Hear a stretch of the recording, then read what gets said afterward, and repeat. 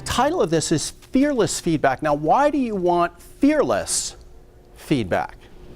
True. Pardon me? It'll be more honest. It'll be more honest. Okay, what else? Thank you. So it's more honest. If you're not afraid to do it, you're going to deliver the feedback, and it's critical to performance. Right? All right, so the person delivering the feedback needs to be fearless. Is that what you're saying?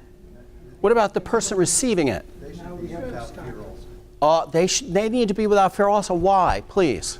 To change the behavior. They're not going to listen and they won't change. Exactly. So the title of this is Fearless Feedback. So I want to draw a distinction which, for you emotional people out there, all right, with your emotional reactions, what is it that you could do differently? When someone is doing a performance review with someone else, is there a context? There should be. There should be a discussion instead of a one-way. Okay. The challenge is what? That the context is set by some of the policies, and I want to explain that. The current tool that we have to give feedback to each other in most organizations, about 85% of the organizations, is completely dysfunctional. It creates a dysfunctional context, which is similar to the context that I just asked you to perform in, okay? So there's things missing, and I want to talk about what those are. Now, let me ask you this. Just quickly, how would you rate the quality of feedback right now in the average organization? Excellent, good, average, poor. How many of you would say excellent? Good. Average. Oh, just a couple. Poor. Yeah, poor or very poor. So what we want is immediate feedback, a real chance to improve appreciation, a clear line of sight of what we're supposed to get done, clear objectives, and a balance between skills and challenge. This is what we want. This is what we tend to get. We tend to get a system that takes us in a direction that we don't know where we're going at a speed that we can't stand. And this is what, I don't know how they took that picture, but that picture is a picture of fear, is it not? Right? So feedback is important because it improves performance and improves the ability to manage stress if you get feedback, if you get the right feedback.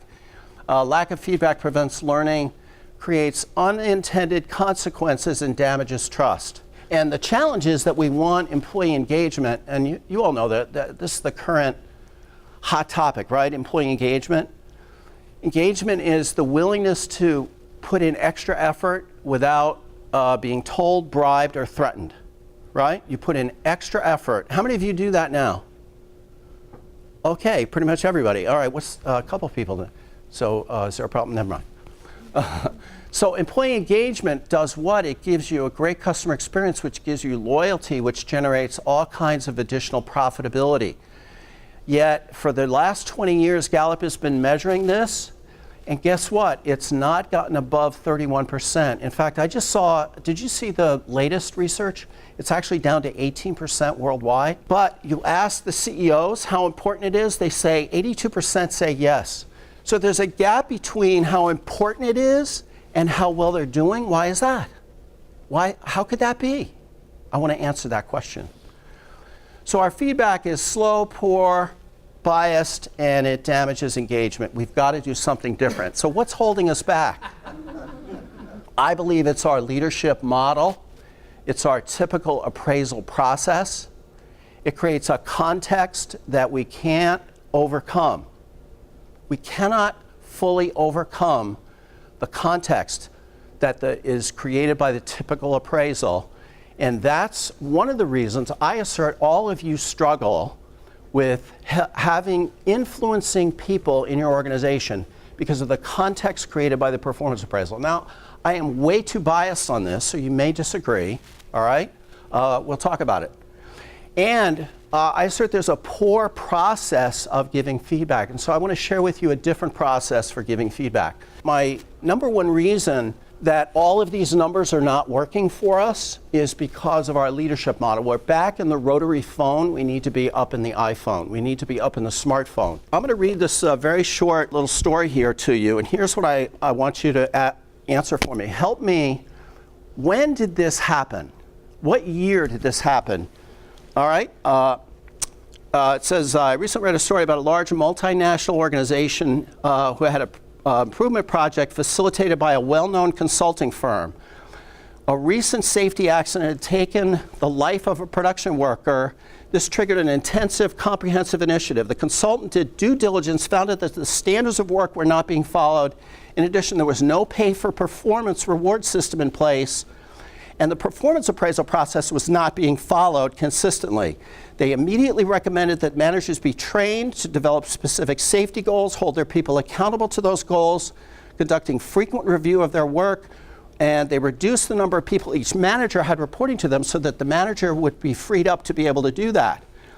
They put in a pay-for-performance policy which rewarded the very best workers, including managers, if they had a great safety record. Furthermore, the performance appraisal process was simplified and mandated.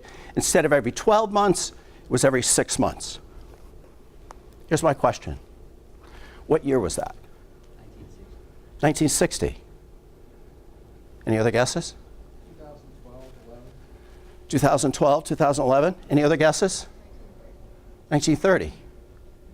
1841. Oh, wow. 1841. Okay, we have a 200-year-old leadership model that we are using. I say let's stop. Let's stop using that model. It's not working for the way our economy has shifted. That's about control, not trust. It's about competition, not cooperation. It's about telling people what to do, blaming people, and not explaining why, and not real leadership. It's about dictating, not facilitating. And it's about trying to change people instead of change process. I love talking to ASQ people because of all the people in your organization, you people focus more on process change than most others. Am I right about that or wrong? Right? And what we should be focusing on instead of attempting to change people is attempting to change process. So we've been taught and immersed in this leadership model that absolutely does not work.